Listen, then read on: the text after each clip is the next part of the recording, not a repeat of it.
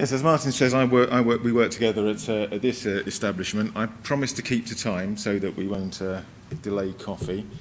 Not many of us have seen it like this in the sunshine, but that's Manchester Royal Infirmary with the Heart Centre. What I thought I'd talk about is basically, obviously, congenital right heart problems or adult congenital right heart problems is a very nebulous, sort of wide-ranging subject that you can't do justice to in a mere 20 minutes. So what I thought I'd do is, unfortunately, it's going to be a bit of a video fest and a list, but basically what we do, what is the bulk of our work as the Northwest ACHD Centre. So a large proportion of our work involves the right heart, and it's almost all second, third, fourth time stenotomies of patients who've had previous heart surgery. Of those patients, the most common group by far are those that have had tetralogy of fallow repair, but there are also a collection of people who've had RVOT conduits of various types, or non-invasive valvuloplasties, or patients who've had previous AV canal surgery who come back for other stuff. We do see patients with transposition who've had physiological corrections, that have had Sennings or mustard procedures, which I'll talk a little bit about. Don't tend to see too many Jettine sort of switch operations that come back, at least not for right heart pathology, often for aortic things, and then a few weird and wonderful things like congenitally corrected transposition. The smaller part of our work is first-time stenotomy, which is a bit of a luxury for our surgeon. Those, not such a luxury if it happens to be an Epsteins, or congenital pulmonary stenosis, not too bad. ASDs, I'm only going to talk, the only thing that's of a particular interest here is the sinus venosus ASDs, when they tend to be associated with partial anomalous pulmonary venous drainage. So, tetralogy of fallow, just to remind you, the punters are born with overriding the aorta, which produces a VSD as the aorta rises from both ventricles. There's associated right ventricular hypertrophy, particularly the outflow tract, with outflow tract obstruction and pulmonary stenosis or valvular pulmonary stenosis or not. Patients we see have usually had a patch closure of their VSD and some resection of their outflow tract. So what happens to them is, because they're very little when they're operated on, the pulmonary valve tends to be sacrificed, or at least involved in the RVOT resection. So the commonest thing they come back with is pulmonary regurgitation associated with RV dilatation with or without dysfunction and tricuspid regurgitation, or they come back because they've got residual RVOT obstruction as they grow. So hopefully we see them with ventricles like this, and you can see obviously we've got a grossly dilated right ventricle, but with reasonably preserved probably systolic function. Hopefully we see them like that. We don't really like to see them where we've really just got the inflow of the RV contracting and poor RV function. All right, if you can have the excellent.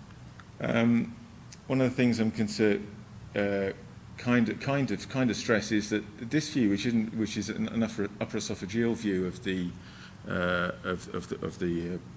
pulmonary artery here, it's kind of underused. You can get it in most patients, and it's brilliant for looking at the pulmonary valve, because you have this aortic arch as an acoustic window. But most of our patients look like this. There's no, if there is a pulmonary valve there, you normally see it really clearly. But this is quite, can we just dim the lights at the front a little bit? You can see some vestigial bit of pulmonary valve leaflet just floating around, and that's typically what these patients look like when they come back to see us. In your own time machine. Excellent. So this is RV inflow-outflow, looking at the same thing. So again, not much evidence of a pulmonary valve there, and a little bit of residual stenosis of the RVOT. This is going to be a bit tedious, isn't it, if it's as slow as this? And we tend to see free-flowing pulmonary regurgitation. Okay.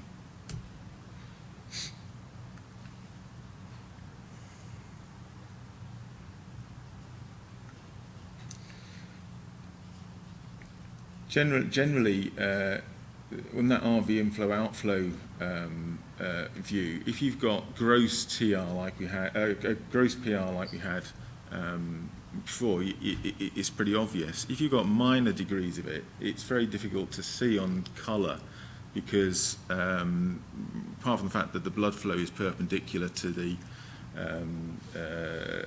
Doppler interrogation signal, you've also got sort of all sorts of other clockwork like the aortic valve in the way. So again, the upper esophageal views are extremely good for quantifying that better with colour, urine line, and also with spectral Doppler. And if you particularly like, you can measure things like pressure half times, although that's not validated particularly well for TOE. I think most people agree that a 80 millisecond pressure half time is pretty low. Probably more important, though, is the fact that the hollow diastolic flow is essentially as dense as the forward flow here. The other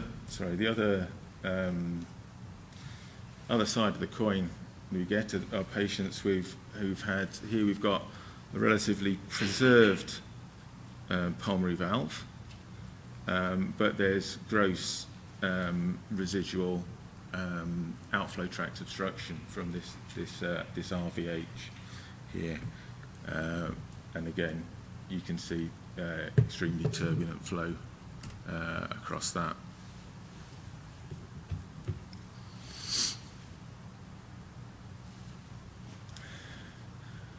If you can't, there's a relatively small proportion of patients in which upper esophageal windows aren't available because of the presence of the airways. In those, though, you can often get some sort of modified transgastric view. So you've got obviously you've got RV here and the RVOT coming down into the pulmonary artery with that same stenosis there, and you get very good angulation there for your spectral Doppler or your colour Doppler to interrogate it. One of the things you'll see when we go through a lot of these views, none of them are obtained, or a lot of them aren't obtained at sort of conventional sort of angles of interrogation, because the hearts are all distorted by the altered congenital anatomy. But you see, you get very good Doppler signals there. After the fallows, we get other sort of other RVOT obstructions. Quite commonly with patients who've had previous conduits, previous RVOT to PA conduits for a variety of congenital right heart problems. The conduits are either synthetic or organic, but either way they're prone to calcification over time, producing flow obstruction or stenosis where they insert into the pulmonary arteries. But they look very similar to what I've just shown you. And then we see patients who've had previous balloon valvotomies, like this one, where we've got some sort of flail bit of pulmonary valve there, but we've still got a residual stenosis across that pulmonary valve. And the same thing in the upper esophageal view with the aortic arch as a window.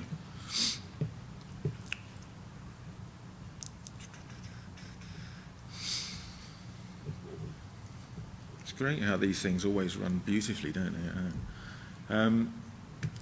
And again, stressing that upper esophageal window is very good for those for alignment for spectral and colour Doppler signals.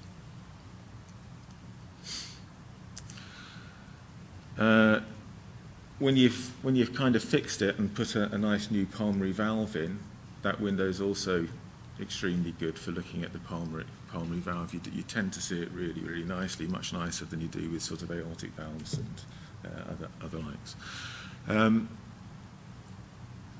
We see a significant number of patients who've had repairs of AV canal defects when they range from the sort of the most mild of primum ASD defects to full AVSD defects. The thing to bear in mind here is that in those patients, the atrioventricular valves are anatomically abnormal. They're not mitral and tricuspid valves. They share bridging leaflets as they're known between the two valves, and the anatomy is highly variable. They do come back for defects, usually regurgitant defects in those valves. It's almost always on the left side rather than the right side, or perhaps more to the point, we tend to operate on the ones on the left side for the reasons that Johan just said. It's contentious enough in a sort of a normal, inverted commas, tricuspid valve, whether you're going to operate on it. In a patient like this with redo surgery, where the valve is grossly abnormal, it's even more contentious. I guess I'll talk just very, very briefly about Epsteins. The thing to remember about Epsteins is that they're an absolute nightmare when they appear on your list. The anatomy, to remind you, is that there's this displacement of the tricuspid valve towards the apex of the right ventricle, which is actually more that the septal leaflet is actually plastered down the septum and is in its development, and so it remains towards the apex of the RV. The result of that is you end up with a so-called atrialization of the right ventricle. They all have severe TR and they all have poor RV function. That's an Epsteins. So you've got massive atrium, some of which is actually ventricle, a small sort of residual functional right ventricle, and this is the plastered sort of septal leaflet that's displaced way down towards the apex. And as saying that this is kind of a four-chamber view, except that you've almost got a sort of a transgastric sort of small left ventricle there. And you don't need to put any colour on this to know that that's going to be a grossly regurgitant valve. The post-op images of Epsteins usually have, or quite commonly seem to have ECMO cannulae in them, so they're not to be taken lightly. This is the same Epsteins. It's got an ASD there, which is not an uncommon association. The patients that have previous TGAs, as I say, they're the Sennings and Mustards, so they're the physiological corrections. So the upshot is that the systemic ventricle is the right ventricle. So they have their anatomy corrected, or they have their physiology corrected by diverting caval blood across the sort of uniatrium into the mitral annulus, which enters into the left ventricle, ejecting into the pulmonary circulation. The result of that is that they get systemic, i.e. right ventricular dilatation with time and dysfunction with time, amongst other things. You get all sorts of conduction defects, all sorts of pathology. But they get, for purposes of this, they get RV dilatation, dysfunction, and systemic AV valve regurgitation due to dilatation of that tricuspid valve, which is the systemic AV valve. The AV valves go with the ventricle, so in this case it's a tricuspid valve. and they commonly get they commonly get leaks in the baffles in the pericardium or the synthetic tissue that's been used, synthetic material that's been used to create the baffles, which can or may not cause problems. So this is a mustard. This is a transgastric view, and that's actually the right ventricle. We've got a whole collection of papillary muscles, but it's obviously grossly hypertrophied, and the septum is deviated in towards a tiny little left ventricle on that side. Okay. This again is fairly typical of what they look like. So we've got the systemic ventricle here, right ventricle, ejecting into the aorta here. The pulmonary artery comes above it.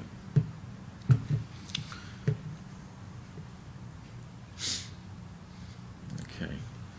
So again, systemic right ventricle, the tricuspid valve. This is part of the baffle. The baffles are really difficult to identify on 2D echo because every which way you look at it, you're cutting through a 3D structure in a 2D in one plane. So to actually make sense of it is quite tricky. But we've got a small left ventricle on that side. They always regress, become hypoplastic with time, not doing any work ejecting into the pulmonary circulation. Oops. Go back one.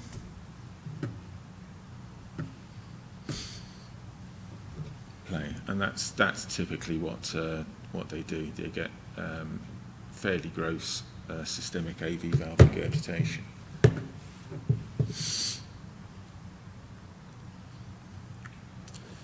Right ventricle, because the right ventricle, systemic ventricle, they tend to have dysfunction in the presence of severe TR that we saw. So when you replace the valve, this is what you tend to see, a very poorly functioning RV. So they're not really to be taken lightly either. And as we heard earlier on today, a lot of inotropes don't really have that great an effect on the right ventricular muscle.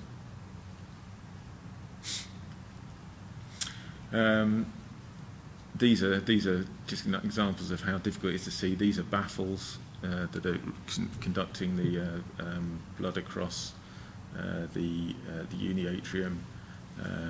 Here again, that's a bit of baffle. There's a bit there, and they occasionally develop, or quite commonly develop, leaks. So on this, it's rare to actually have to or do anything about the baffle leaks. Usually, in this case, we've got a leak that's predominantly going into the left, towards the left ventricle, which in this case is a physiological left to right shunt because it's the left ventricle that's ejecting to the pulmonary circulation. So that's not so bad. The sinus venosus ASDs, they're relevant here because they're usually associated with partial anomalous pulmonary venous drainage. We usually see superior sinus venosus ASDs where the right-sided pulmonary veins, or usually the right superior pulmonary vein, drain abnormally. That should say RA. Less commonly we see inferior sinus venosus ASDs. The repair of the patch repair of the defect usually incorporates redirecting that blood into from the pulmonary vein into the LA. But those baffles that create are also quite prone to obstruction. So we've got LA, RA, sort of bicaval view. That's the sinus venosus ASD, and here is the right superior pulmonary vein, which is essentially entering the SVC at the level of DRA.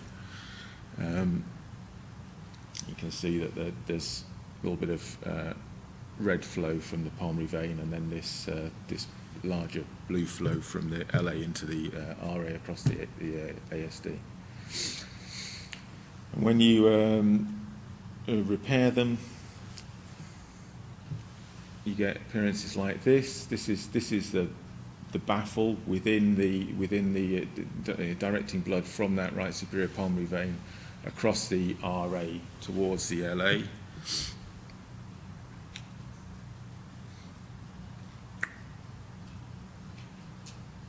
Perhaps the other computer.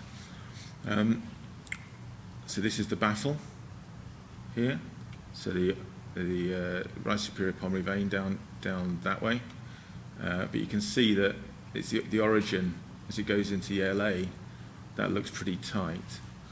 And if you put colour flow on it, you can see that there's when it plays, you see that there's a significant obstruction, or significant turbulence around there. And that was kind of deemed not to be such a good thing to leave, although it's a difficult decision.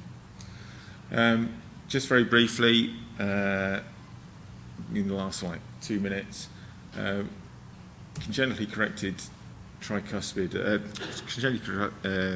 congenitally corrected transposition of the great arteries. It's a double disco. You've got atrioventricular discordance and ventricular arterial discordance. So the left atrium drains into the right ventricle, which ejects into the aorta, and the converse on the other side. So it's a physiological correction of their TGA, congenitally physiologically corrected. They normally have. It's unusual for them not to have another cardiac abnormality like a VSD or pulmonary stenosis, but fewer, about 20-30% of them do. So it's a physiological correction of transposition. Just going to show you this one last picture. Interesting case. Just interest sake really. 28-year-old man with congenitally corrected TGA, generally well, asymptomatic, except that he had numerous episodes of falling over when he did a bit of exercise. And it wasn't clear what the diagnosis was, but here's the diagnosis, because got the right atrium here draining into a left ventricle. So if that's a left ventricle, then the AV valve associated with it is the mitral, ejecting into the pulmonary artery there. So the aorta's going off that way, the pulmonary artery's going off that way. And what this bloke's actually got, he's actually got SAM of it, except it's obstructing his pulmonary artery and not his aorta, but that's what it is. Something you don't see every day of the week. And that's all I've got to say, I think.